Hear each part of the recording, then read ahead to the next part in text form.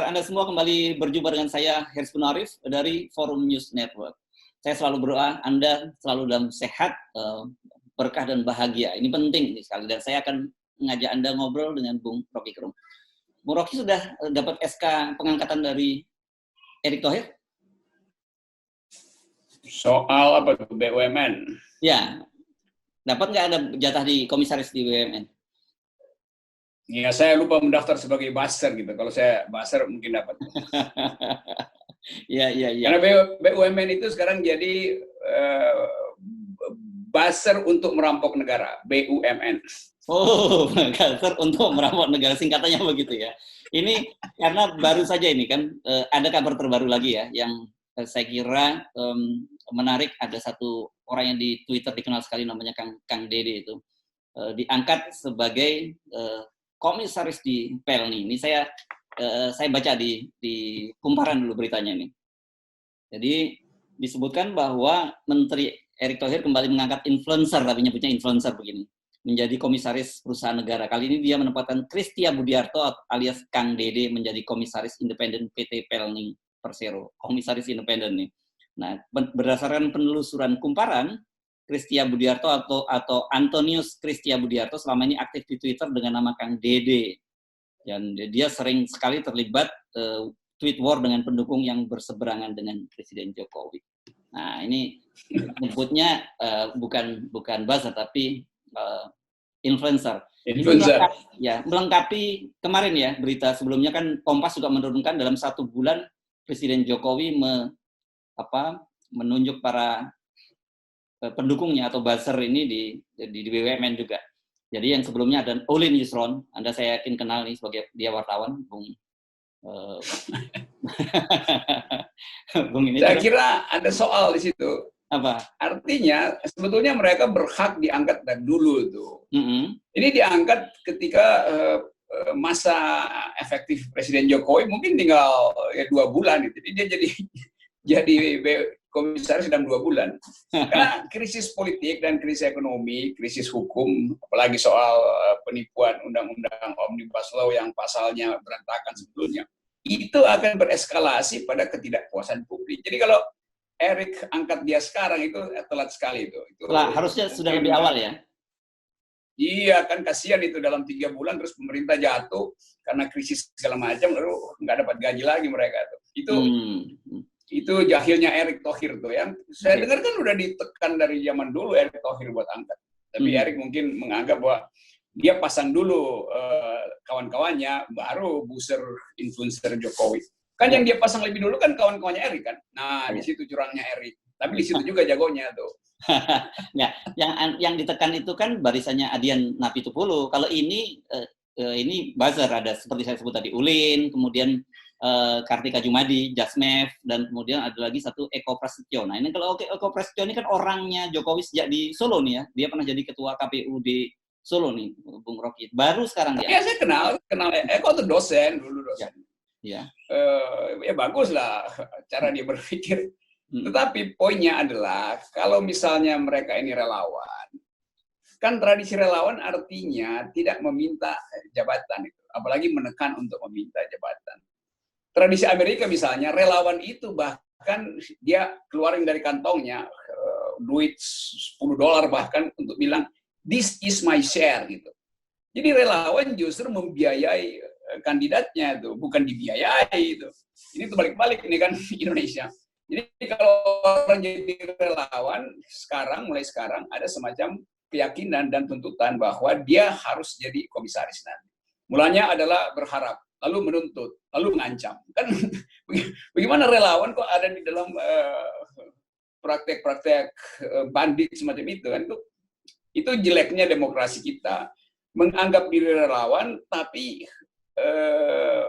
mengancam jabatan. Kalau nggak dapat nanti kita akan persoalkan ini itu. Jadi dari awal motif relawan itu sebetulnya adalah motif buruk untuk memeras kekuasaan, bukan untuk membantu kekuasaan memperoleh nilai-nilai demokrasi. Ya, kalau itu soalnya. Ya, polanya mengapa ya mereka ini selalu pilihannya komisaris gitu? Karena komisaris, kalau relawan, komisaris kan nggak perlu otak kan. Karena itu kan jabatan sedekah kan. Kalau mau jadi komisaris, kan komisaris fungsinya ada mengontrol direksi itu. Supaya kontrolnya bagus, mesti orang yang profesional. Nah sebetulnya kalau mau fair misalnya, ya kasihlah komisaris itu justru dari partai oposisi supaya dia bisa kontrol BUMN. Karena BUMN ini milik negara, bukan milik Jokowi, bukan milik pemerintah. Logikanya begitu. Jadi BUMN harus diselamatkan dari kleptokrasi. Relawan itu pasti satu pikiran dengan direksi, karena sama-sama adalah bawahan presiden ketika pemilu. Jadi bagaimana mungkin relawan sebagai komisaris mengontrol direksi yang juga diangkat oleh Erick Thohir atas keinginan presiden. Jadi terlihat bahwa baik komisaris maupun direksi itu dua-duanya adalah keinginan presiden.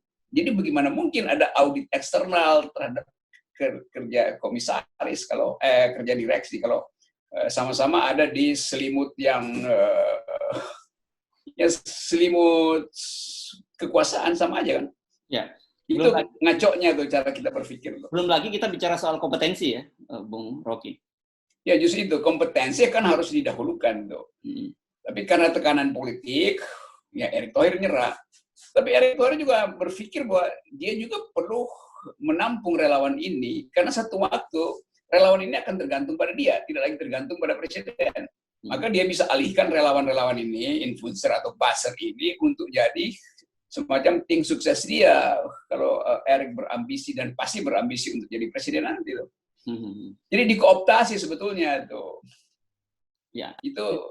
Itulah politik dimasukkan di dalam ruang rapat BUMN jadi begini. Ya, itu menjelaskan mengapa kemudian Adian Apitupulu mempersoalkan ketika Erick Thohir menyebutkan bahwa dia mengaku dititipi nama komisaris oleh presiden. Harusnya menurut Adian Apitupulu bukan dititipin, itu perintah gitu. Kalau dititipin itu seolah-olah kan menundukkan presiden memohon kepada Erick Thohir.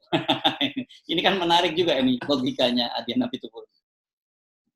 Jadi udah sampai tingkat begitu, pemerasan udah sampai tingkat analisa narasi kan.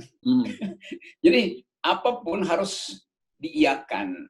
Dan itu menunjukkan bahwa BUMN akhirnya jadi cash cow, jadi sapi perahan. Sapi perahan menteri yang ingin tampil sebagai kandidat 2024, sapi perahan mereka yang merasa berjasa. Jadi konsep BUMN akhirnya hilang di dalam narasi-narasi politik aja.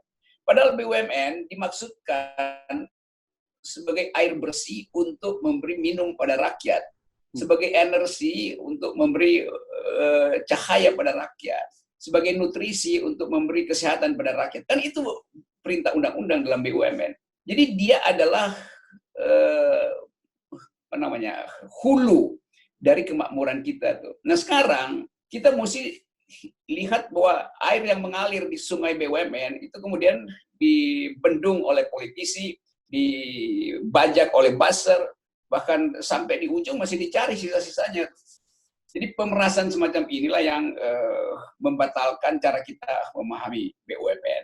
Nah, itu Erick Thohir pasti tahu bahwa ini nggak benar. Tapi karena dia juga adalah bagian dari pembusukan itu, maka dia ambil kesempatan untuk oke, sekalian kita busukin, tapi gain terbesar, keuntungan terbesar ada pada dia. Karena dia punya ambisi untuk jadi presiden. Itu hal yang biasa aja dalam politik, tetapi itu menjadi buruk di dalam etika demokrasi itu. Ya. Nah, ini kita fokus sekarang sebentar ke buzzer dulu nih. Saya ingin mengaitkan dengan penelitian dari Oxford Universitas pada tahun Oktober juga, tahun lalu, tahun 2019, kan dia mengeluarkan sebuah riset gitu, yang menunjukkan bahwa Indonesia salah satu negara yang menggunakan, pemerintahnya menggunakan para buzzer itu.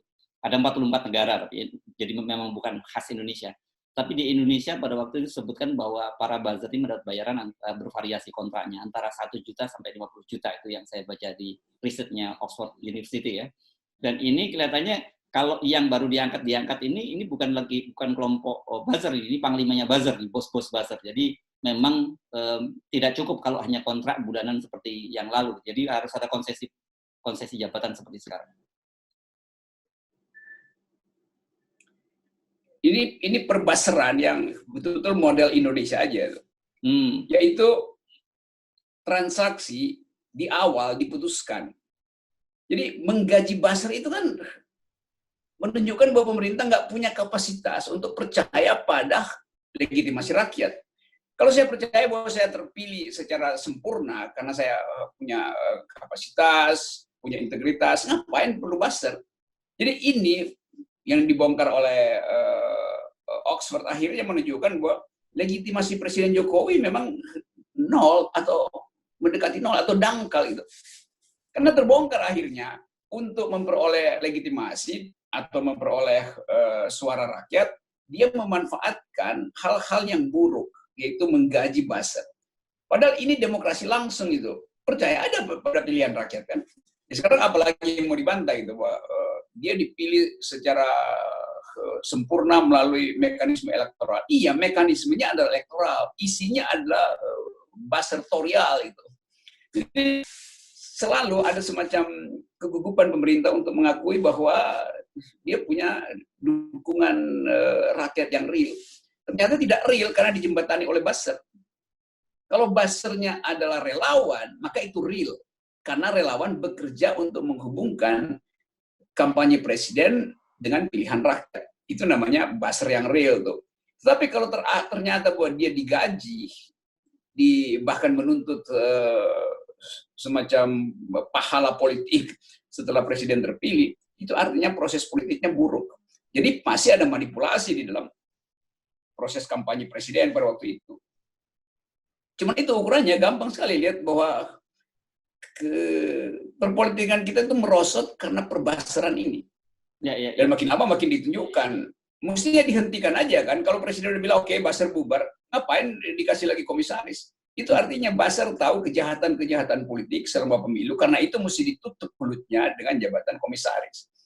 Buzzer tiba di BUMN bukan untuk mengawasi direksi, tapi untuk menutupi kejahatan politik pemilu. Itu akhirnya orang ambil kesimpulan begitu. Karena buat apa dia disogok kalau dia betul-betul murni menjalankan dalil-dalil demokrasi ketika pemilu. Ya. Nah, satu waktu mungkin setelah presiden berganti, kejahatan buzzer ini dibongkar lagi oleh presiden berikutnya kan. Ya. Ini sogokan atau semacam hadiah gitu Bung Rocky, karena mereka selama ini sangat berjasa mendukung pemerintah. Kalau presiden nggak punya atau proses politiknya normal, dia nggak perlu nyogok. Jadi kenapa pemerintah takut pada buzzer? Karena pemerintah pernah bikin perjanjian kejahatan. Itu aja kan. Logiknya begitu. Gampang aja kan. Oke. Nah, tapi sekarang saya soroti beberapa teman yang kita kenal dulu sebagai aktivis gitu ya. Tapi yang mereka dulu ketika di luar pemerintahan menjadi sangat keras kritik terhadap pemerintah, tapi ketika masuk di dalam pemerintahan ternyata kelakuannya sama saja gitu. Apakah memang begitu buruk pemerintahan itu? Pemerintah sih punya kemampuan untuk mencari dukungan dari mereka yang mudah untuk dimanipulasi. Jadi bertemulah antara motif buruk pemerintah dan motif dungu dari aktivis-aktivis ini. Kalau dia nggak dungu kan dia nggak akan ada di situ kan. Kalau dia nggak dungu, dia akan berupaya untuk membersihkan istana. Tapi dia justru cari suaka di istana. Karena tadi mungkin karena otaknya tipis atau karena dompetnya kering. Cuman itu kemungkinannya itu. Kan dulu kita anggap bahwa masyarakat sipil, aktivis, jurnalis yang masuk istana mestinya dia menebarkan democratic values. Tapi ternyata berbalik tuh. Justru dia masuk di dalam jebakan yang sebetulnya memang dia inginkan. Jadi dari awal mereka yang masuk istana itu pasti koruptif pikirannya itu. Karena ingin memperoleh kelebihan surplus power di situ yang bisa dia manfaatkan untuk datang ke korporasi atas nama istana, nyari proyek. Itu udah jadi bukan sekedar rahasia umum, itu bahkan anak STM bisa baca ke permainan buruk semacam itu.